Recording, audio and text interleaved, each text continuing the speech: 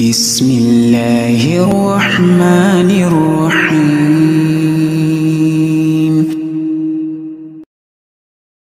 Assalamualaikum warahmatullahi wabarakatuh, teman-teman sekalian. Pada kesempatan ini saya berada di saat di luar sana dalam kondisi hujan ya. Kita lihat ya sekilas. Wah, itu lantai basah ya, jalanan basah. Mesti lantai jalan. Nah, ini basah semua tuh kan. Ini kami ketetesan air hujan juga dari atas langit. Masya Allah. Semoga hujan ini memberikan barokah, memberikan kebaikan bagi semuanya. Teman-teman sekalian, sebagian orang masih memanfaatkan air hujan sebagai bagian dari untuk memenuhi kebutuhan sehari-hari ya. Di antara mereka digunakan bukan hanya untuk mencuci piring, mencuci pakaian, atau membersihkan perabotan rumah tangga lainnya, tetapi juga digunakan untuk konsumsi, untuk masak, untuk minum. Sebenarnya bagaimana sih? Boleh enggak kita menggunakan air hujan sebagai bagian dari suplai kebutuhan kita untuk memenuhi anggota tubuh kita, tangan, kaki, seluruh tubuh kita dengan minum air hujan, atau makan makanan dari makanan yang dimasak menggunakan air hujan? Yuk kita bahas di dalam saja biar enggak kehujan dan biar lebih tenang. Kalian, ya teman-teman sekalian, saya sudah berada di dalam ruangan dan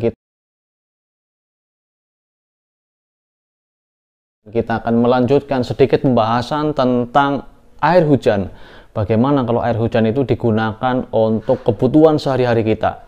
Teman-teman sekalian, air yang masuk ke dalam tubuh kita sebaiknya adalah air yang sehat. Air sehat adalah air yang tidak berwarna, yang tidak berbau, tidak berasa, mengandung mineral yang cukup dibutuhkan oleh tubuh kita, dan bebas dari sumber atau penyebab penyakit, apakah itu bakteri, virus, kemudian juga parasit, jamur. Ini adalah bibit-bibit penyakit yang bisa menjadi penyakit bagi orang yang terinfeksi oleh jenis-jenis mikroba tersebut. Nah, teman-teman sekalian, bagaimana dengan air hujan?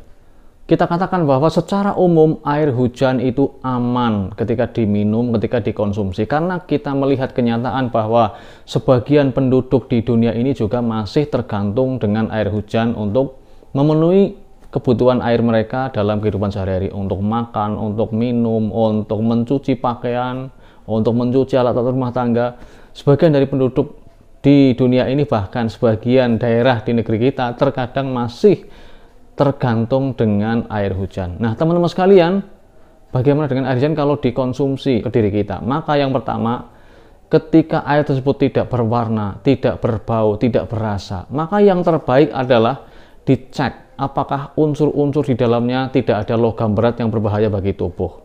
Nah, ini perlu konsultasikan dengan dinas kesehatan setempat. Ketika dinyatakan bahwa air di daerah tersebut aman, maka insya Allah itu bisa dikonsumsi untuk kebutuhan air minum. Tentu saja tetap harus dimasak, karena dengan memasak air tersebut akan membunuh sumber-sumber atau bibit-bibit penyakit, virus, kuman, bakteri, jamur, parasit. Ini adalah bagian dari bibit-bibit penyakit yang berbahaya. Ketika dimasak sampai mendidih, maka bakteri atau sumber penyakit tersebut akan mati dan menjadi aman. Nah, bagaimana kalau digunakan untuk hidupan sehari-hari, untuk minum?